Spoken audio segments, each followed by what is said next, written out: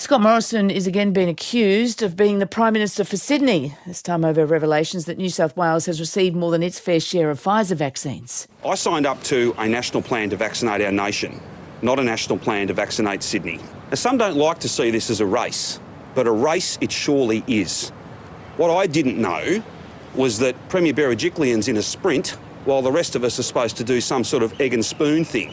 Victorian Premier Dan Andrews responding to Laura Tingle's report on 7:30 the other night, which broke down the numbers of vaccination and came to the conclusion, Dan Andrews came to the conclusion that Victoria has missed out on around 340,000 vaccines. Phil Curry joins us now. Phil, hi there. Morning, Fran. So Dan Andrews and others are saying New South Wales has received special treatment because its number of doses has exceeded its share of the population. Now, Phil, New South Wales has also succeeded other states in infections with this latest Delta outbreak too. Is the issue here that New South Wales got more doses or that the Commonwealth was not transparent with the other states about that? Probably more the latter, Fran. So what happened is when New South Wales ran out of control a couple of months ago, the government put on, fast-tracked another 260 general, GP clinics to distribute vaccines. They brought that forward, and the government directly controls the vaccine supply to the GPs, and that was predominantly Pfizer. So there was this surge of Pfizer went into New South Wales. I think on a per capita basis, just the GP clinics, New South Wales has had 43%. Yeah.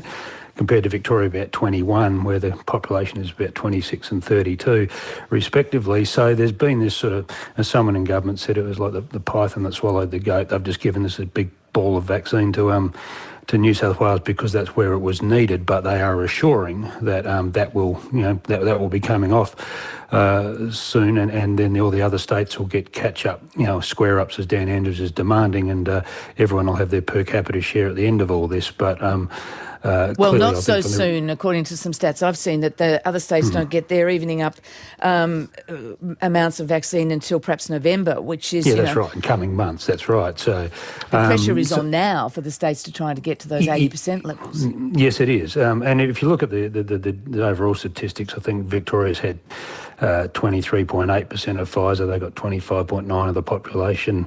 New South Wales 35.5 versus 32. So there is a discrepancy there. But as Greg Hunt explained, I mean, there's a reason for it. I mean, you fight the fire where the fire is. The trouble is, they did this sort of through their own controlled network, and Labor premiers clearly feel they weren't told about this, and they're angry about it. So it's not the only reason why there's a slow vaccine rollout in some of these states by any means, but it's it'll be used as an excuse and a reason to attack the federal government. Okay. Speaking of attacks, there's still a fair bit of debate around the Prime Minister's return to Canberra after a lightning trip home to Sydney on the weekend for Father's Day. His critics are claiming a double standard because, of course, so many people are stranded, can't get across borders, not just to their dads, but to, family members who might be seriously ill or dying even.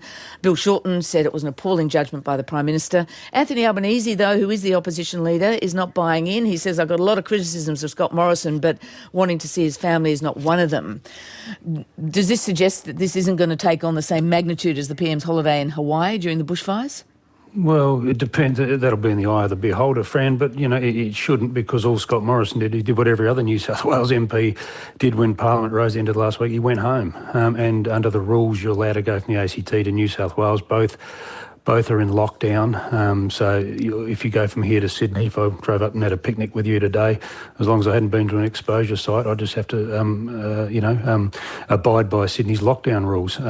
Yeah, but when you get back to the ACT, you have to get an exemption, and you would not get an exemption, presumably. The Prime Minister of the country would. That's right. I'd have to do 2 weeks at my house if I came back. Yeah. But the Prime Minister went to Sydney, spent Father's Day with his kids, but there's this perception that he got special treatment to go and see his kids. That's not right. He got special treatment then to come back to Canberra for a couple of days. Well, same thing, though. Same thing, really. Sort of. His kids aren't in Canberra. But anyway, people will make of it what they want, but he's back here for a couple of days and he's going back to Sydney at the end of the week, so which is his sort of home, and that's probably where he'll be for the next few weeks. But you're right, no rules broken, so then it comes down to the optics of it, as so many people are sort of at the end of their tether with all this. Would he be better off saying, look, I've got to be there on Monday, I'll just stay after Parliament rose on Friday, I'll do the meeting on Monday, Monday and Tuesday, or Tuesday, Wednesday, and then I'll go home? Well, he could have done that, or he could have just not come back. He could have just stayed in Sydney and done the meetings by Zoom and the Women's Safety Summit. But we're told he had to be at one of these meetings face to face. But there is a long-standing exemption in the ACT, friend, like MPs, ministers, prime ministers, senior shadow ministers, Albanese and the like. If they come back to the ACT for work, they do get it. It's not like a special exemption that was created. It's been there for ages, and they've got to sort Fair of enough too. Someone's got to run the country, so they've got to go between work and home. They've got to be tested every day. These sorts of things. It's not like they can run around the place, but look. As you said, people are cranky, people are angry. The New South Wales-Queensland situation is different in law because, Queensland doesn't have a lockdown. If the PM had gone to Brisbane and been able to, see his kids and then leave, run around free there without going to a hotel, there'd be more righteous anger. But look, it just, politics is all about perception. People are angry. If I can't have it, why should anyone else? Is a very, common mood here. And this is a consequence when you get ad hoc border rules, different states having different rules. Phil, thank you very much. See ya. Phil Curry, political editor with the Financial Review.